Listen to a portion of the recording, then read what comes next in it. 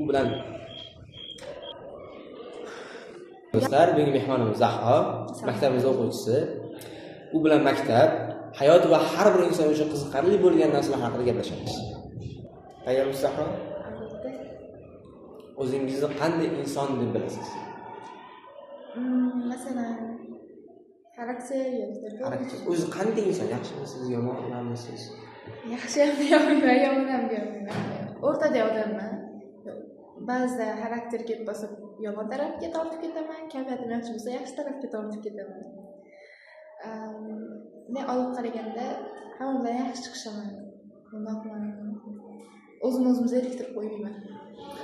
O'zingizda nima yoqadi va nimani o'zgartirmoqchisiz o'zingizda? O'zimda yoqadigan narsalar odam bilan tez chiqish bo'lishim. Yoqmaydigan narsa biror bo'lini ortib qo'yaman. Gapirib yoki nimadir deb tilni ortib qo'yaman. Keyin kechirim so'rash men uchun qiyin narsa. O'zingizda nimani o'zgartirmoqchisiz? Men o'zimni mas'uliyatimni o'zgartirmoqchiman. Chunki men shu mas'uliyatsizligimni deb qancha yildan beri ingliz tili o'qiyman, lekin haligacha IELTS topshira olmadim. Shuning uchun men mas'uliyatimni yana oshirmoqchiman, irodamni kuchli qilib. Tushundingizmi endi? Zo'r. Siz ilhomlantiradigan inson bormi? Mashhur bo'lmasa ham. Bor. Aytib beramiz. Albatta, har doim men tupikka kirib ketganimda polностью уже o'zini yo'qotib qo'yib, hech nimaga qiziqishim qolmaganida, shunaqa vaziyat endi hammada bo'ladi-yu. Men ham xuddi shunaqa vaziyat bo'ladi hammaga o'xshab. Shu paytda meni o'zimni tupikdan olib chiqadigan yaqin insonim bor. Marziya, o'rtog'im. 11-sinfda.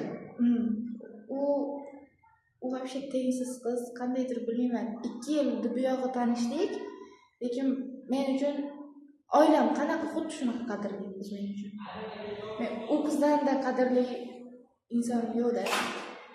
Maktab sizga faqat bilimdan tashqari yana nima beradi deb o'ylaysiz? Maktab menga bilimdan tashqari oila bergan. Ikkinchi oilamni bergan, sinfdoshlarimni bergan. Sinfdoshlarim bilmadim, ularsiz maktabni bitirib qana kun kechiraman. Masalan, ozgina dars bo'lmay qolsa yoki kanikullar bo'ladi-yu. Shu paytda men sinfdoshlarimni rosa sog'inaman. Hammaning o'ziga yarasha nimasi bor menga. Sizda ham shu qadri bor. Ustozlar va o'quvchilar sizni tushunadimi? Nima deb o'ylaysiz? Tushunadi, ba'zida tushunmaydi, yo'q birov menga tushunmaydi. Chunki men har xil yuraman-da, shuning uchun tushunish qiyin. Kutilmaganda zarba berasizmi? Yo'q, kutilmaganda emas. Masalan, odam o'ziga bog'liq bo'ladi. Men har xil bo'lib qolaman. Bir xil yurolmayman. Shuning uchun kimdir menga tushunish qiyin. Ba'zi xarakter tufayli sразу kayfiyatim yo'q bo'lib qoladi, ba'zi kayfiyatim ochilib ketadi. O'zgaruvchi insonsiz. O'ta o'zgaruvchiman. Shuning uchun birov meni tushunolmaydi. Даже o'zim ota-onam ham tushunmagan shu paytgacha. Hali hech kimga aytmagan orzungiz bormi? Orzuyimmi? Bor. Siz birinchi odam bo'laylik deb ishladik. Meni orzuyim, men kelajakda xudo xohlasa turmush o'rtog'imning ota-onasi va meni ota-onam bilan butun dunyoni kezish. Inshaalloh. Xudo xohlasa. Faqat men va turmush o'rtog'im emas, balki ularning ota-onasi meni ota-onam ham. Shu kunlarga yetkazishni xohlaman. Ilohim. Sizningcha baxt nima? Baxt bu har bitta kuningiz. Yashayib o'tayotgan har bitta kuningiz bu siz uchun baxt. Zo'r. O'yladim. Chunki har kun o'zgacha nima qoldiradi sizda? Hissiyot, o'zgacha tuyg'ular, o'zgacha xotiralar qoldiradi. Har bitta kunda o'zini baxti bor. Insonni aqlli qiladigan baholarmi yoki boshqa narsalar? Insonni aqlli qiladigan baholar emas. Chunki aqlli odam o'qimasdan turib miyasida aqlni saqlayveradi.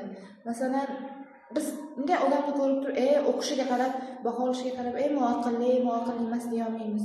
Chunki Alloh unga bergan ne'mat bo'lishi mumkin, aqli bo'lishi mumkin. Mo'sh odam ishga qilmayotgandir.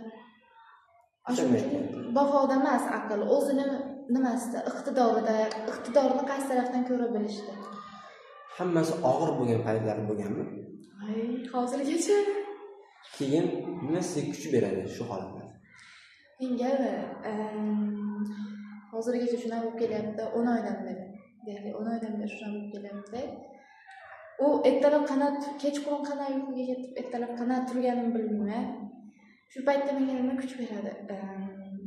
ertalab turyapman, вот mana hech nima bo'lmasa ham ota-onangiz kulib turadi-yu, kulib balkonda o'tirib, masalan, choy ichib boshqa kulishini eshitish u sizga kuch beradi. Ota-onaning kulishini eshitish. Shu narsadan men kuch topaman xolos. Boshqa narsa kerak emas menga. Ota-onangiz. Ota-onam. Insonlarda eng qadrli narsangiz nima? Fazilatlarni. Insonlardanmi? Mehribonchiligi yoki sadoqat. Sadoqatli. O'zimda olib qaraganda men bitta odamga umuman sadoqatli emasman. Lekin men boshqa odamdan sadoqat kutaman. Men bitta odamga umuman sadoqat bildira olmayman.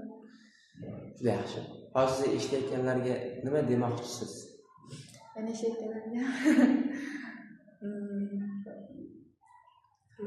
nima deyishim mumkin?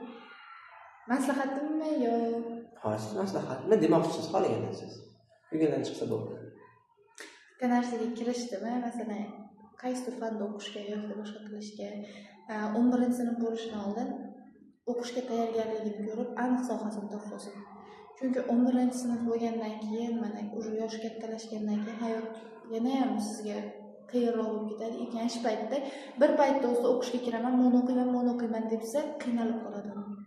Shuning uchun oldinroqdan o'zini sohasini tanlab turib, shu soha bo'yicha o'qishi kerak deb o'ylayman. Juda yaxshi. Rahmat Zahro. Har bir insonning hikoya.